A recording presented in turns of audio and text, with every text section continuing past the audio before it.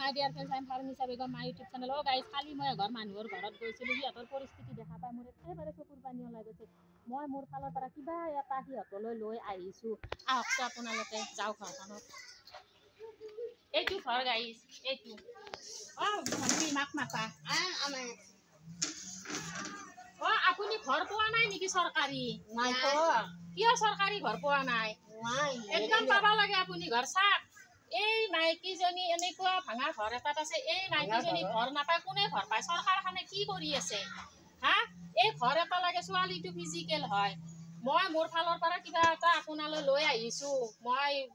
মানে গা ধোৱা বাল্টিং নাছিল আপোনাৰ কালি দেখি গৈ মোৰ বহুত বেয়া লাগিছে এইটো বাল্টি এইটো মগ আৰু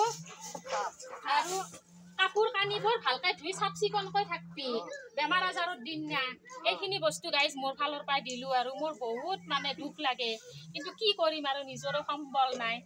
কি কৰিম আৰু আশা এইখিনি